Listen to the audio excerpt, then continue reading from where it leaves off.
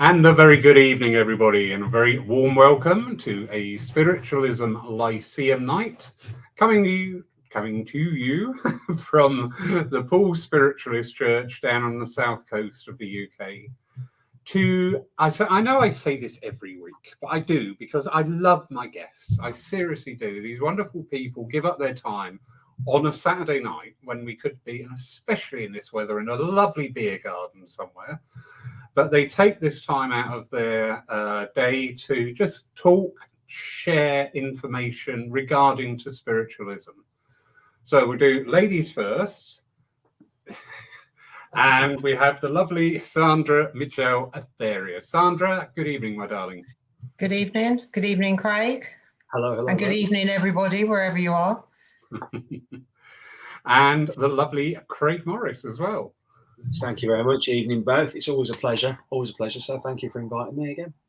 Brilliant. It just came to my mind because I know both of you, but not together, if you see what I mean. Through your works here at Paul Church, and obviously through talking online and these friendships that we are now building in these new times. And I know you are both very prolific mediums. You really are out there, and you're really, sort of, if I say the phrase on top of your game, please, I'm not being detrimental there. You really have. Sandrah, you are out and about all the time. You're doing wonderful engagements. You're up at the Arthur Conan Doyle Centre in a little while. And any plans for touring as well with your mediumship? I've done quite a lot of travelling before COVID and since. And I think I used to go back and forth to Spain a lot of the time. I've been to Dubai and Abu Dhabi, and I've been to Duquesa and Gibraltar, which is my mum's homeland. I've been there to work. I'm planning to obviously go back to the Conan Doyle, and there's quite a few other places I'm planning to go to, hopefully to go back to Spain. Also, I go to Wales, the Hafner Coed, I go there. I just go where I'm. Oh, it's also America. I'm doing online at the moment with America, with Journey Within, and hopefully next year I'll be over there as well. So it's all exciting new things. I get very nervous about it. I don't know about you, Craig. It just builds up with me. I get quite nervous about new venues, new places, where we're going and everything. I mean, obviously, it's exciting for me, especially at my age. And I don't want to say how old I am, but I've brought 3 children up, and now they're all grown up. I'm a grandmother and everything. I can do exactly what I want to do. I can travel where I want to go. It's really, really nice. Yeah.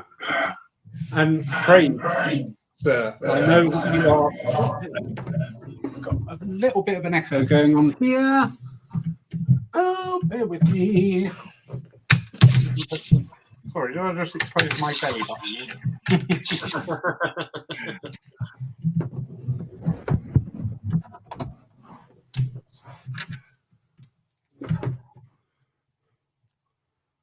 Don't know if this is going to improve and take away the echo. That's wonderful. Where was I? Craig, you are very prolific around the UK and in Europe as well. So just a wee bit about that. Yeah. Again, very much like Sandrah, I just sort of go where opportunities come up, really, and just embrace it, to be fair. It's just for me, I just love it. It's a passion more than anything.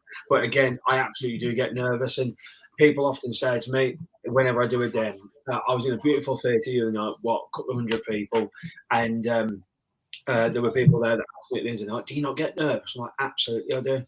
And I think if I didn't get nervous, I would be a little worried, to be fair. So, for me, I suppose instead of saying nerves, I like to think of it as excitement when I get up there. So it's like, I know I'm getting in the energy, I'm ready to work, I'm ready to go for it, and I just love it. So not just the demonstration part, but I thoroughly enjoy the private readings. I love doing the teaching as well. This year, for the first time, teaching wise anyway, I've done Sweden a couple of times, but I got to go out there earlier this year, which was fabulous. I was out in Switzerland a few weeks ago, just up and down the country like a yo-yo, to be honest, but just enjoying it. That's what I'm doing. I'm just enjoying it, to be fair. So yeah. Brilliant. just forgive me. We were just talking before we went on air tonight, and sometimes it can sound very glamorous, can't it? Oh, I'm off here, I'm off there, I'm doing this and doing that. But in a previous life, before I do what I do now, my job involved moving around a lot, and living out of a suitcase can be a little bit tiring, can it not? Yes. Somebody. I mean, I do a lot of one-to-ones, and I find that can be very tiring because I take on too much, to be fair. Yes. I mean, it is what I do for a living, so it's like a full-time job. Even though it's very spiritual, I love it. You know, I love working with spirit. I love helping people, especially those that are really suffering. But say I went to the Conan Doyle, I should really take the next day off or the next few days off. But I'm usually booked in to work somewhere as soon as I get back. So I'm constantly on the go. I've got a couple of days break now, but I'm going home tomorrow, and then I've got readings in the evening connected to America. So it's a real constant on the go thing, and it can be very tiring, but it's also extremely enjoyable because you have the chance to meet lots of different people. And that's really good as well. And I love teaching as well. And I think we learn more from the students, you know, and it's really, really exciting stuff for me anyway. I find it really enjoyable. Yeah.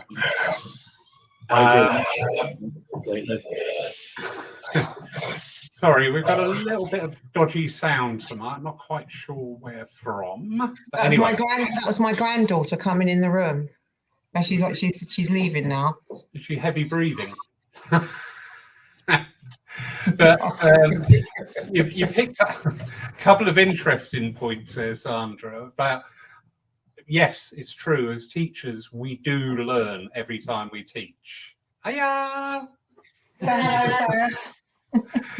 We do pick up from those that we teach every time. Craig, to me, I only see your public persona. She's left me in the dark. Oh no, she put it back on. You seem very adept at balancing your time. You're out there, you're working, you're touring, but then you sort of like put out, okay, right, a few days off, put it down, and then come back to it. I never used to be at all. Never used to be at all.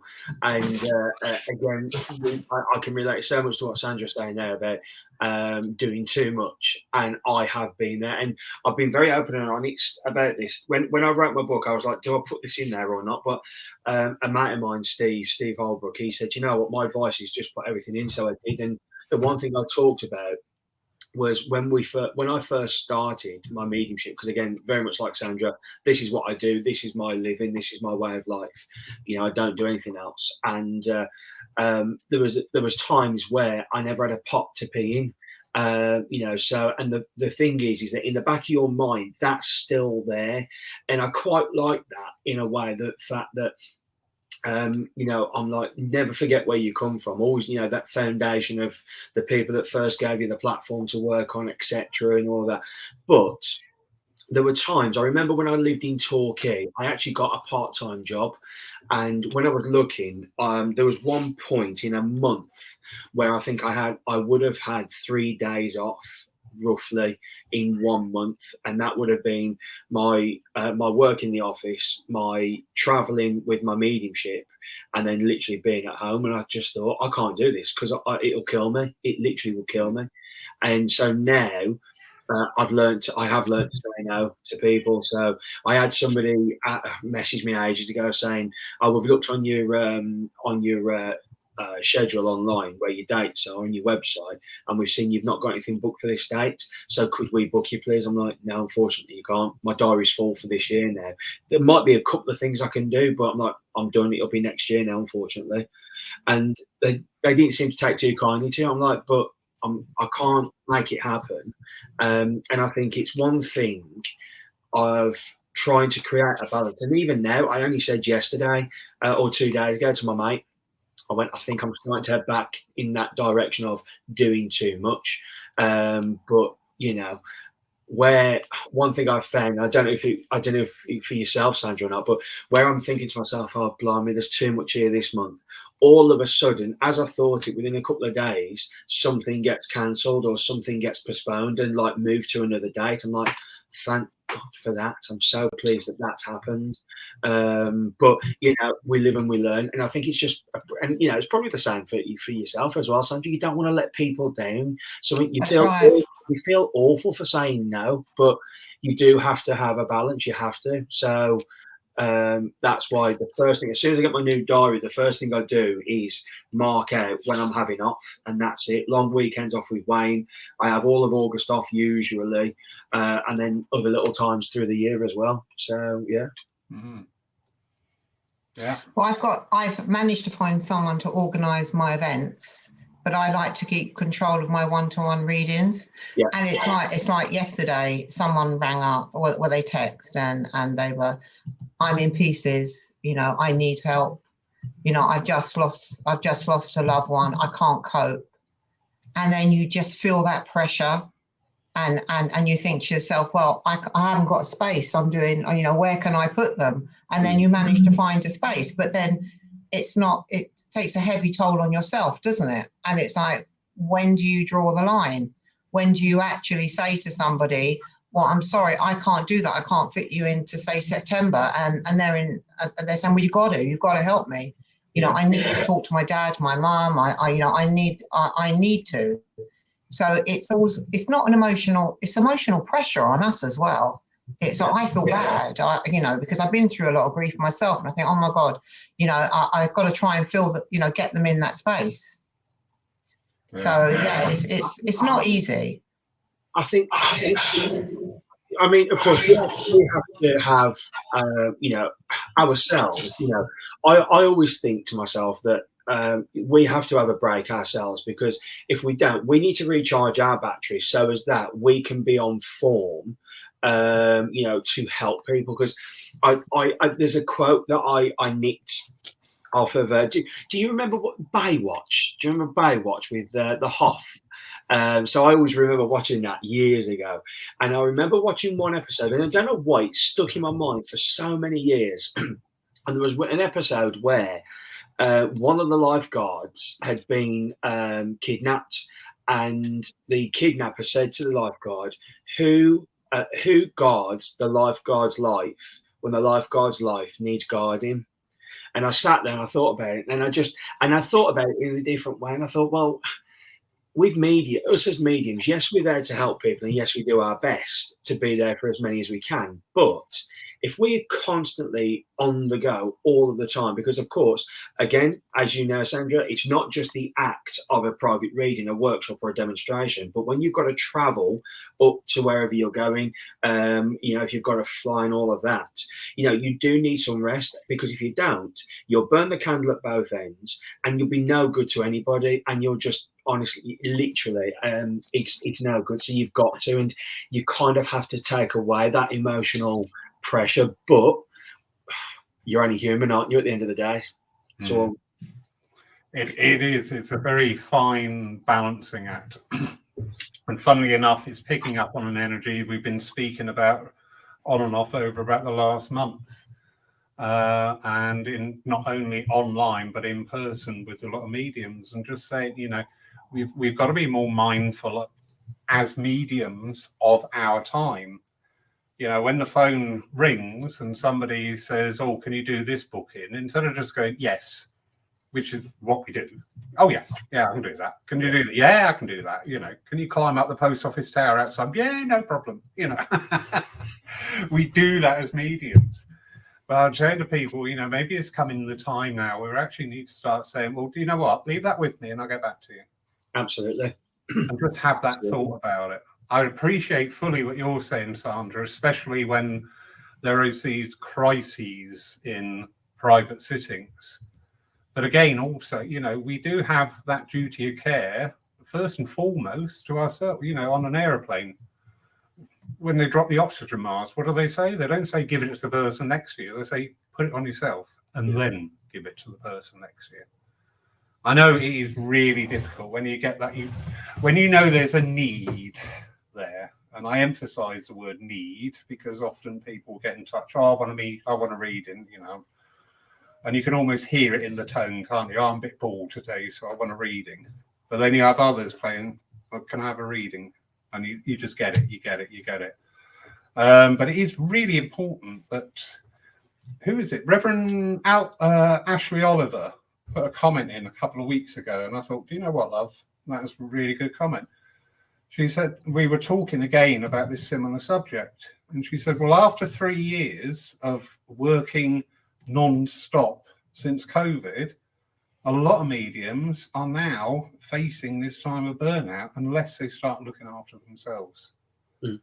And I thought, yeah, it's true, because the advent of this online, which is marvelous in some respects, we wouldn't have these discussions. I've done 2 services this week from the comfort of my living room, which has been absolutely bliss. But there is also then this burgeoning, well, you're free. And like you say, Craig, I like that. And I'm sure, I know, Sandrah, through conversations I've had with you, that sometimes those who are after our services maybe come at it slightly wrong energy. Not, would you like to come to work for us for spirit? Is right, I've got an empty space here and you've got to do it. And you're like, no, I haven't. And you just think, where are you coming from? Where are you coming from? But it's really interesting hearing, because as I say, you both travel a lot with your work. You're both very giving people. You're both very prolific and very competent mediums. And I say that because I mean it. So, yeah, the demand is there, but it's just striking that balance, because we've got home life as well to work into this equation. Sandrah, I know that you're currently in Wales with the family for a family celebration, yeah? Yes. Yeah. So sorry, Jay. No, you carry on. Go on. How often can you just sort of like say, right, stop everything, I'm going to see family? Well, I always see the family, actually, because I've got a son and I've got a new granddaughter sort of like 15 minutes away from me. And I see them every 2 days, just jump in the car when I've got a spare couple of hours and go and see them. Or they're around my house all the time. But it's harder for myself with my daughter in Wales because it's about a 4-hour drive. But she's very good. She comes to see me in all the half terms. I mean, she works with me as well, so I get to see her and I get to see the kids as well. So I'm very lucky with that. She does make the effort and travel to come and see me, and I go and see her. So it's good. Excellent. I'm pleased to hear that you are getting that work-life balance. It's so important that we do that as mediums. Craig, similar question to you. I know that you work your diary very much with your husband in mind. And I know myself, we were talking about a date and you went, no, can't do that. It's Wayne and I's anniversary. Yeah. Number one, I'm stunned because as far as I can see, us men and dates are really not good. No. The thing is, when it comes to it, Wayne, with what Wayne does for a living, he's a bus driver. So he gets a long weekend off every 5 weeks. So what I've done is I've gone through the diary and all the way through for next year as well now. So I've marked off all those long weekends. So I've got them off. So it's kind of the opportunity where, yes, we can go away and, on his annual holidays that he has off as well, which are also in the diary. So I always do that. But, the thing is, we've kind of got it down. We were just saying to our neighbours earlier on, because we're planning something for my birthday in August, but we've got to do it now. So, that's all in the pipeline. That's all being planned. But there are people. So I mentioned Steve earlier on, Steve Albrook, him and his partner and manager, Rob, very good friends. But we've planned to meet them and get together, but it's not till November, because of how our diaries are working. And it is important to have that balance of family life and everything. So when I hear with Sandrah saying about where she gets to see her family quite a lot, for me that's just music to my ears. That is, to have that. So yeah, absolutely. Yeah, brilliant. We have a comment here. Lovely Tim Abbott. Good evening, Tim. Evening, Tim. He's just saying, when I first went public as a medium, an old minister told me, now you have to learn your greatest lesson, and that is how to say no. We do tend to look at these things as modern day issues, don't we? But actually, no, these things have been running in our movement for forever. Yeah, absolutely. Forever. They may be new to us to manage, but they've always been there. There's always been that heightened demand. There's always been that, misunderstanding of what's being asked of us. Can you come do my Sunday service? Yeah, but it's like a 4-hour drive there, a 4-hour drive back. It's 2 hours while I'm there. I've got to be up at 5 o'clock the following morning. It's not. But from the requestee's point of view, it's just sort of like, I want you to do Sunday service. Why can't you say yes to that? It can be very frustrating at times. Well, with what Tim's saying, though, I completely agree. There's a wonderful medium in Stafford who Tim also knows as well, mutual friend, a lovely lady called Linda Bennett, and I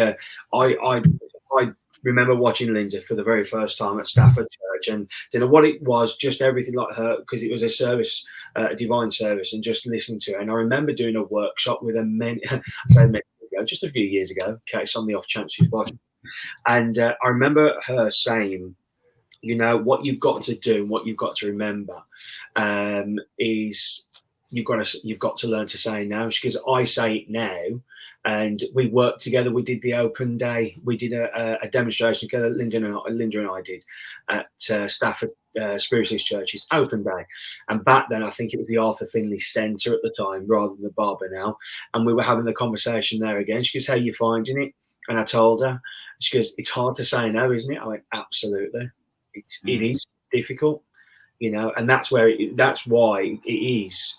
That emotional pressure that Sandrah mentioned earlier as well. Yeah. Sandrah, because you're working with the Journey Within in America. Yes. Yeah, and that's holding workshops and taking services over there. Yes. Yeah. How do you find the difference between like the English congregation and sitters and the Americans, or is there a difference? I had a total shock the first time I did the demonstration, because I have done a few Zoom events like Sunday services and Evenings of Clairvoyance, but I expected it not to be much different. But I sat down and the chairperson came on, lovely lady, and I could see these numbers at the bottom of the screen just building up and building up. And I was looking and she said, "We'll be starting in a minute." I said, "Well, where is everybody?" She says, "Well, you don't get to see them. They can see you, but you can't see them." So what I had to do is work blind and build up the energy beside me and throw the information out. We'll give the information out. And luckily, there was only 2 people that actually put their hand up. But the chairperson was watching and controlling all that side of it. And she said, "Well, Sandrah, we've got 2 people putting their hand up. Would you like to give out a little bit more information?" Which I did. And then all of a sudden they come up, but you can't see their face. You just hear their voice. But they are very, very friendly, very, very easygoing, and very easy to work with. Okay. I mean, it's more or less the same as this side of the English. There's no difference really. I think they're quite easygoing as well. I'm not saying the English aren't, but I'm just saying they're quite easygoing. Yeah, because I've found with my mediumship that when you're working now more and more with people from other countries, we're getting different levels of evidence come through, which sometimes to us is sort of like, I don't know what I'm seeing here, but it's a so-and-so. And somebody goes, "Oh yeah, I know that." I had a lovely one, a gentleman, you won't mind me saying his name, Frederick. and he was doing a dem online. And as part of the evidence, he was saying about this gentleman going to the summer house with his suitcase and not coming back. Well, it was an English congregation. Of course, people sat there going, what? I knew what he meant. In the Nordic countries, they have what they call a summer house, which is exactly that. It is a house that they go to for the summer months to get the sun. But of course, the UK market, summer house, is, you know, a shed down the bottom of the garden. So people were sort of like querying, why would somebody go to the bottom of the garden with a suitcase full of food and not come back? So yeah, we do get these slight nuances. I know Lola, lovely Lola Keaton, she was describing a house to somebody and she went, I have never seen a house like this where you walk in the door off the street and you're in the lounge. There is no hall. She said, what is this all about? I have never seen that. So I just wondered there if we see that difference with our European friends and on some of the standards of mediumship and some of the standards of evidence that we get through may not make the biggest impression on us, or vice versa. We may get this amazing thing and they're going, I have no idea. I don't know what you're talking about. Because Craig out in Switzerland and further with your training, would you be working through an interpreter, or is the understanding of English that good out there? In Sweden, there's no interpreter because they've got a very good standard of English there. But I do work with another Swedish medium, so if there is anything that needs to be translated, she can do it. In Switzerland, the place where I teach in Neuchâtel, where Tim teaches as well, there we do have a translator for the weekend. So just because and to be honest, I mean, I found, certainly from my perspective, when I've been out there, you know, many of the students do have a good standard of English. It's just that a few of them are because some of them obviously coming from France and across the border for the workshop, so they are I say very French. That sounds like, I don't mean it in that sense, you know what I mean, like that. It's just easier for it to be in French for them. So that's the case there. But as regards to like working, you know, when it comes to sittings, only thing I find is, again, as Sandrah says, they're you know, they are, you know, lovely and just, I say easy, but just natural to work with. But one thing I always find is that a lot of them, certainly when I've done sittings out in Switzerland, is that a lot of them want readings more about them. So they want like what's the word I'm after? It's like a spiritual assessment. That's the one. Yeah, that's what a lot of them like out there. But you know, I'm very honest. I always say, well, this is how I work. Your loved ones will pop in. I'm sure they'll inspire me and all of that. So, Are you finding that as well, Sandrah, with these sittings? It depends whether I'm working in a church or a centre or I'm working on a one-to-one. On a one-to-one, I give a choice. If it's usually for an hour, and I say to them, would you like me to work with spirit, or would you like me to work on a psychic level, or would you like me to work with cards? I can do all three for you. So I usually offer 3 different things that I can work with. So obviously, it's very difficult when you're constantly working with spirit not to bring spirit into it. So I combine it together when I'm working on a one-to-one.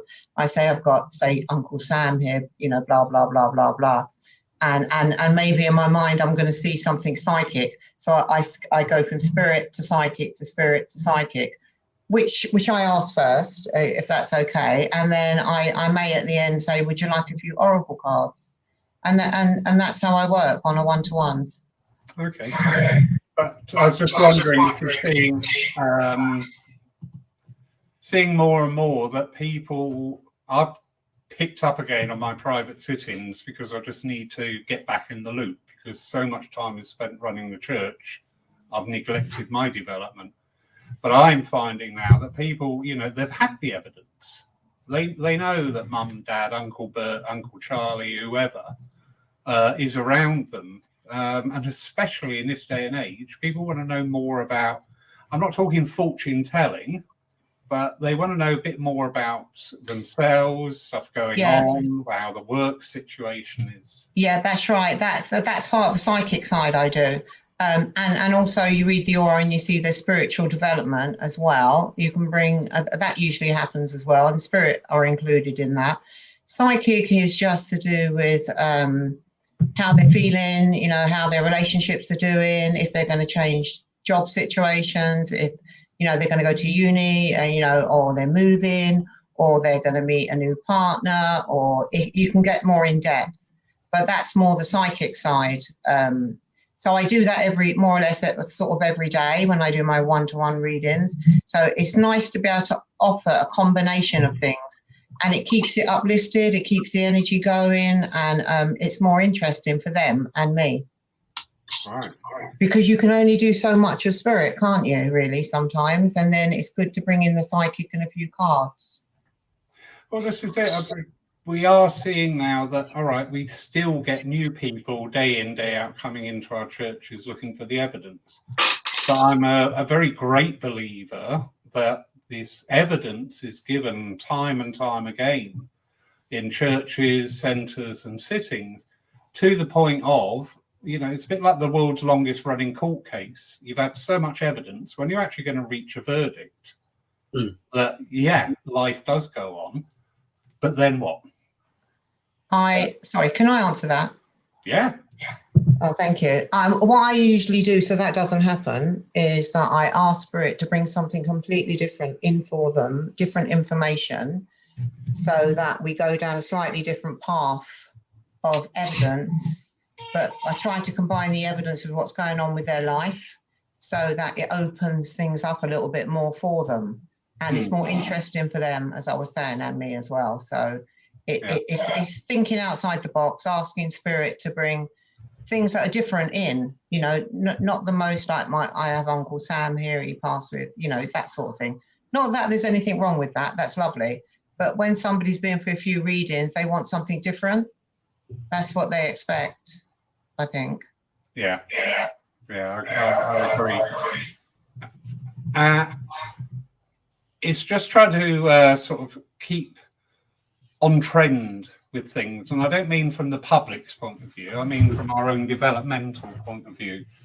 And as I say, certainly now people are more into, well, as again, not fortune telling, but what is my potential? Where can my paths lead? What is possibilities for me as a person? Which, yeah, totally understandable.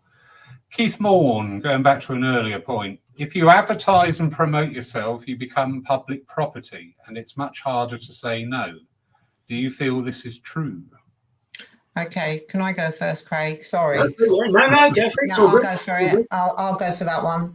I advertise my workshops. I advertise my church events that are coming up, because it's not only for me, it's for the church and the centre as well, because they both are being advertised. But when it comes to my one-to-ones, I don't advertise. I work on word of mouth. So that's what happens. And I have built up a clientele, and I am very busy, and I try to say no. I do sometimes say no, to be honest. But if I can fit them in, I will. And I do make my spare time, you know, for myself and my family. So, you know, it's difficult to keep the balance, isn't it? I mean, with any job you got, it's difficult to keep the balance. What's your thought? I personally, I think I get that point absolutely that Keith's making, because, you know, people seem to think that, you know, you're offering, you know, some people will say a service, if you like, you know.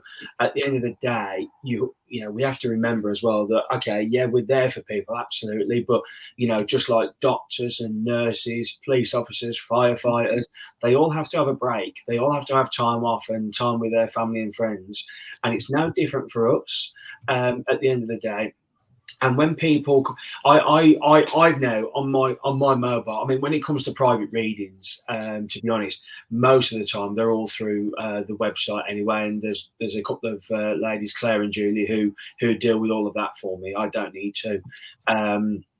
So that's all good. And generally, I'll go through my diary, and if I've written day off in my diary, it's a day off, and I'm having nothing. I won't do anything, so I kind of stick to my guns. But I mean, I don't see myself as I wouldn't label myself as the public's property. I just label myself as a medium that's helping as many people as I possibly can. That's right. That's it. That's what I do. It's what I enjoy. And I think there comes a point where when people have the mindset that, oh, I can call you anytime, day or night. No, you can't. No, you. And now I remember a few years ago, I was. When I toured with Colin, sometimes the day or two before I'd go and pick him up and we'd go off, I would go and stay at my friend's house in Harlow, and I was there, and I'd arrived there. I think it's got to have been 11, half 11 at night. So we're there, we're having a quick brandy, and then I got a phone call, and this lady said, "Can I book a private reading, please?" And this was the days before people did it for me, and I just said, "Well, you can do." I said, "But not right now, you can't now." I said, "Call me back tomorrow, anytime after 10 o'clock, I'll have my diary there." Never heard from her. And from that point, my phone now goes on divert after 6 o'clock. So the only people that can actually get through to me are people that are on my favourites list on my phone, and that's it. So I that's another way that I have discipline in having and managing my own time as well. So yeah, good word, disciplines. We do need that discipline in our mediumship. We not only need it in the way that we conduct ourselves and we handle our time, but it also applies to our standard of mediumship. Now, I'm saying this because I've seen you both work, and your standard is extremely good, which shows that you have got that disciplined approach. You have got. And I know you're both open to expanding upon your mediumship as where it is today, that tomorrow is another day and it could change. It could be better, which is a really healthy attitude. And again, this comes in from a couple of weeks ago where we were talking and saying that sometimes we see this with the standard of mediumship, not going down per se, but not going up either. You know, and people go, well, I'm getting bookings, that's it, I'm a medium. So I don't need to sit in circle, I don't need to do this, I don't need to progress myself. How do you two manage your own self-progression with such a busy schedule? See, years ago, can I? I've just started there. Can I go first on that one? Is that all right? See, years ago, when I used to sit in circle, our tutor always used to say to us, "Right, you're Jeanette Abbott, fantastic medium." She, would sit there, and if we missed, I think it was 2 or 3 weeks on the trot, you're out of the circle. Unless it's for good reason, so again, there was discipline. You had to be there. It was that simple. And then we would then get taken out onto the rostrum, and we'd work together and all of that sort of thing. So we'd be given those opportunities. So that I think always puts you in good stead when you've had good teaching as well there. But I think, when it comes to progression, I think it's a matter of living life, if I'm completely honest. I mean, you can read all the books in the world, you can read as many other medium books as you like to gain knowledge from their experience, absolutely. You can listen to inspirational talkers, but go out and live life. And it's little things.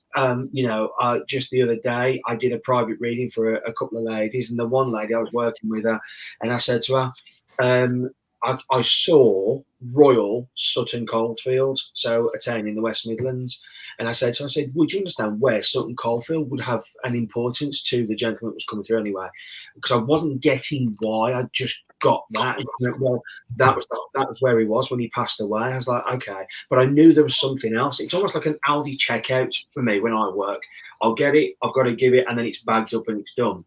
But there was this Royal, and then all of a sudden, I just saw my friend in my mind. I went, would you know somebody then? I said, there must be a link here or a memory of somebody who has I said, but your granddad's, I think it was a granddad. I said, your granddad's laughing about it. I said, somebody who was bought a title for them, like something like Lord. And she went, yeah. And I don't know if it was her brother or something. I said, and that, all of a sudden I got Royal Sutton Coldfield because it was the place her granddad passed away, but the royal bit because her another loved one that's still very much here was that a lord. He had that bought for him for a birthday present. So I think it's just being aware of what's going on in the world, really. Certainly for me anyway, that's kind of how it works for me. Yeah. Sandrah, my darling. I didn't go to any circles or anything when I first started. Obviously, I didn't have any tutors, any teachers to step in and help me or anything like that. I started off, obviously, as a kid, I was aware of spirit and everything. And then it's okay being aware, but you have to develop it. And it's like almost like building a toolbox. You put all them parts and bits that you've learned and you've experienced, and you hold on to them. And it's like a vocabulary, really, from the spirit world. They'll bring that in any time that you need it. So as time went on, I had a really good link with my guides who would tell me what to do, and they'd help me, and they'd always tell me to work from the heart. To them, that was the most important thing, with empathy and love. So I always stood with that was one of the most important things. And each client, each experience I had, I'd sit at home on my own because my guides told me to sit on my own. And that was when I met my higher self, my soul, whatever you want to call it. And I always remember saying, thank you, my guides. I was a good girl then, Laurie. I was, I said, thank you, my guides. And they said, I heard a voice come back to me and say, I'm not your guide, I'm your higher self. And I thought, ooh, what's your higher self? And that was how things continued. I'd have to explore and learn by myself, and naturally from my guides and my higher self. So that's how I've always moved forward. And with each sitting, or call it reading, whatever you do, I learn something new all the time. I really do learn, and I expand all the time. I do get the occasional time when I'll sit down and I'll speak to them, or they say to me when they can catch me, we need to talk to you. So I'll sit down and I'll talk to them. But I learn through teaching my students as well. I learn so much, and that's how I expand. I look into their auras, I see how they're linking in, and it teaches me different things. And it's just a progression, really. It just goes on and on and on. I mean, I've always got new ideas in my head, what I want to do, and so I just keep moving forward with it. And I love it. And I set my intention as well. I say, I want, good communication here, please. And that's how I do it. That's how I do it. But I did have a meeting with Glenn Edwards one day because I was getting woken up at night seeing scenes and different things constantly. I didn't have a clue what it was. This was many, many years ago. And so out of the blue, I thought, you know what? I'm going to go to Stansted College. I'm going to see what goes on there. I need someone to help me. So I booked in a sit-in with Glenn Edwards, and he explained everything to me where I could understand it. I needed him at that point, and then from then on, I was on my own again, and that's how I've been, really. Interesting. There's just one thing there, if I can, where you mentioned there, Sandrah, about the intentions before you do a sitting or a dem and even a workshop, and I like that. And I remember a few years ago, this was before I met Wayne, so I bet we're going back at least 10 years. I was on the motorway and I was driving up to a Burslem Spiritualist church up in Stoke-on-Trent. Wonderful church, lovely people. And I remember saying to the spirit world, right, when you come through tonight, I want to know who you are, relationship. I want to know how you passed, and like I said, the relationship as well. I said, if you can, take me where you need me to be in the room as well. And I remember starting, the very first link I got was a gentleman who stepped in, and he was Dad. His name was Alan, for example, and he died of a heart attack on the front path whilst he was putting the bins out. And I said, and like I put it out there, and one man's hand put his hand up because that's my dad. Because that's his name, and that's exactly how he passed. And it went like that all night, and it got me thinking. afterwards. It's like, actually, and this is what I always say to my students when I teach, and I'm like, it's not the spirit world that are not going to turn up. Why would the spirit world not turn up to talk to their loved ones? That's us. That's us getting in the middle. You know, you've got the communicator here, you've got your sitter here. You're the one that's just got to listen. But once you start thinking about it, you're then diluting that link and that evidence. You might as well just say, stop, I can't do this, I'm sorry. And I learned from that night that actually, do you know what, when we put our mind to it, there are no limits. Why, you know, it's just brilliant. And that all comes down to that word that Sandra's just said, intention. I love it. And also I find the more I do it, because I'm not just saying this, I'm very, very busy with the one-to-ones. It's like if I do a sit-in and I'll have all the rest of the day's family in that room, they're waiting. It's so real. They're waiting, and I can sense them in the corner of the rooms, and they're just standing there waiting for their loved one to come through the door. It's amazing. That's what keeps me going, actually. If I didn't have that, I'd get bored, I think. Sorry, sounds terrible. I have to have the excitement of it all as well. And that's what keeps me, the learning, the excitement and the wow of it all. Yeah. And the realization that, you know, what happens to us, well, we don't pass, do we? We just walk into another room, really. So that keeps me going as well and keeps my enthusiasm there for learning constantly. So yeah, and I find it very difficult. No, I don't find it difficult because it really has nothing to do with me. When you have sort of rules and regulations when you're working with spirit, and you know, you're telling spirit really how to behave and really how to communicate. And I don't think it's our business to do that. I think we should allow them to come through naturally, and everything, the whole process to happen naturally, rather than saying you have to do this or you have to do that, and be an individual as well, because spirit world are all individuals and we're individuals. So we should expect them to come through how they were when they were living. Not, you can't say this or you can't do that. Obviously, we have a filter. You know, obviously, you know, I said the twat word the other time, but you know, to me that's not swearing. You know, that's my own personal. So I'm winding you up, Lawrence. I just want to say again. I'm not editing again. I agree with that, though. I agree. But it's filtering. It's all filtering. It's you know, they're trying to communicate. And why should we have to stand there and say they're this, they're that, they're that? And they have so much more to say. They have so much more to bring through. I mean, I sort of, you know, the other day, this lady come through. Her father had died, I think, 3 days before. And the first message that come through to me was, I don't want an autopsy. Now, who am I to filter that and stop it? You really, I know everyone's going, oh, did she say that? Should she have said it?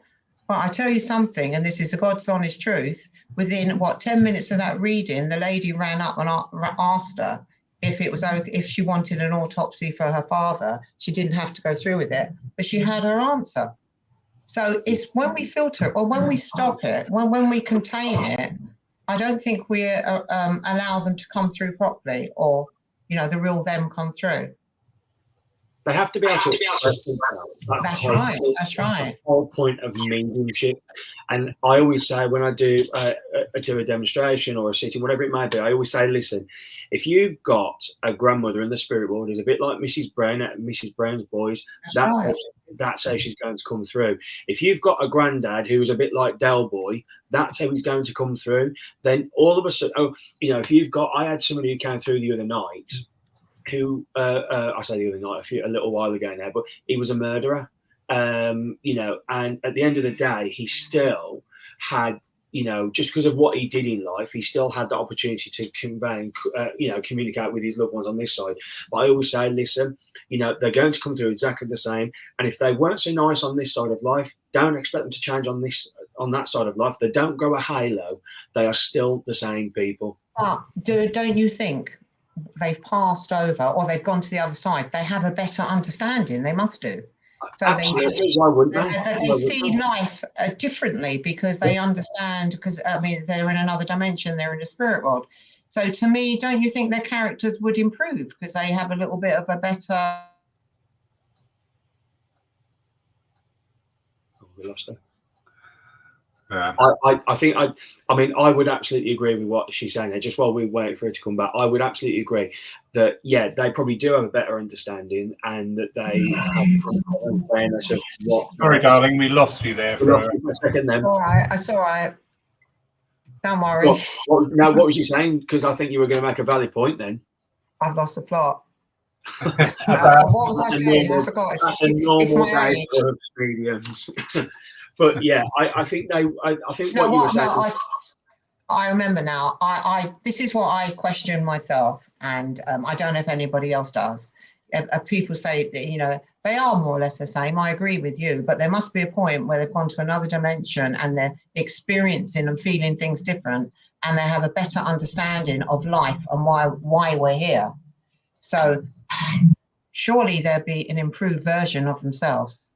Absolutely. I mean, the thing is that, and again, I'm well, Laurie, obviously you work the platform as well, so I think it's fair to say that all three of us would have had this. But when you're on the platform and you're delivering a message to somebody here from somebody in the spirit world, and you've got a loved one or somebody, and I'm saying this because again, this did happen to me the other night, where somebody came through, a gentleman from the spirit world who was a little bit physical, shall we say, on this side of life, and I know that a part of his message, not just because of that, but of other things, he was coming through with an apology, but I was expressing it to her. I said, I don't get the feeling that he would actually say that, like, if he was here. And she went, he absolutely wouldn't. No. I said, but I know that I'm aware of him wanting to deliver that now, because he puts into my mind that I know I should have said it whilst I was here, and I'm sorry that I didn't, but I'm here to say it now, and that's the message. And and I think it goes back to that point there where you have to allow them to express their personality, but still allow them to deliver that message. So yeah. Lovely Tim Abbott here sums up perfectly what was in my head. And he's saying, I think when somebody goes to the spirit world, have the opportunity to develop a better understanding. However, they still have to present themselves as the client remembers them for their validation. That's right. Because if you had a partner who was horrible to you, and they say, I've got a lovely gentleman here, and you'd be thinking, really? Well, it ain't mine. Yeah. But we can, in the process of delivering that message, we can get that identification, but then we feel the shift in them when they start talking. You just feel that shift in the energy, and you go, oh, okay. But they're talking now about, these things that happened at the time, whatever reason, blah, blah, blah, blah. However, now they are saying, maybe I could have done that a little bit better. Maybe I could have done whatever. I'm really hoping this is a typo. Would they, both of you, say grounding, and I'm sure that should say meditation, not medication, is key to keeping our focus? Sorry. No, that's all right. Go for it. You go first. Yeah, go for it. I mean, I don't think it's what I think. We're all individuals, and we all have our own way of working and understanding of what it's what goes with us. I personally don't ground. I personally don't meditate. I send my thoughts out, and I just bring the light downwards, and I take it and I expand it, and then I sense my guides with me, and then I'm ready, and then I know it's time. No, I don't think I've ever grounded. I don't think it's something that I make a point of. I mean, I do meditate, but I don't meditate all the time. I don't meditate every day or every week. If I feel the need, like if I'm at home or I'm doing whatever, I think, actually, I just feel the need just to go and sit.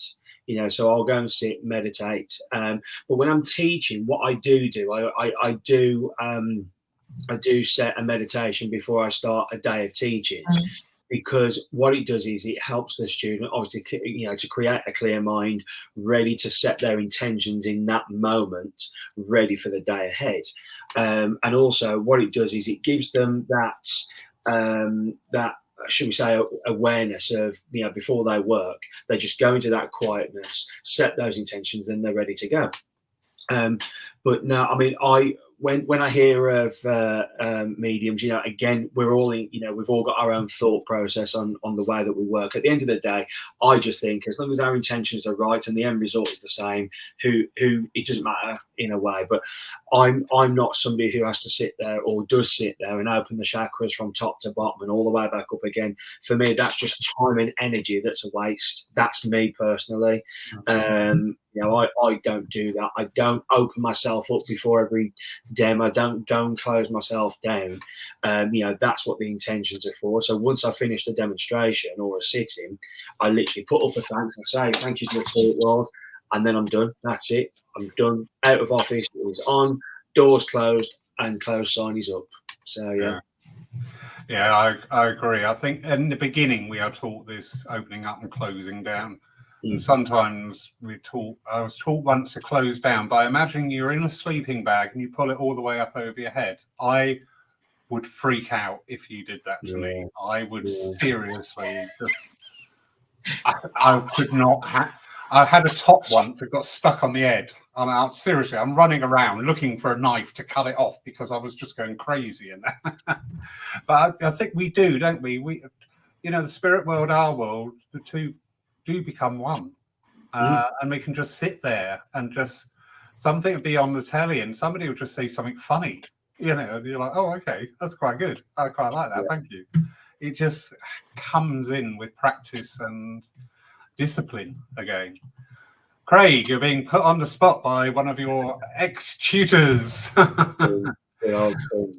Tim Abbott is saying, can you ask Craig a question? I know you to be very successful and busy medium these days, but are there any areas of mediumship that you would love to explore? For example, healing or a chance for physical, that your success and busyness stops you pursuing that line? And Sandrah, the same question to you as well after.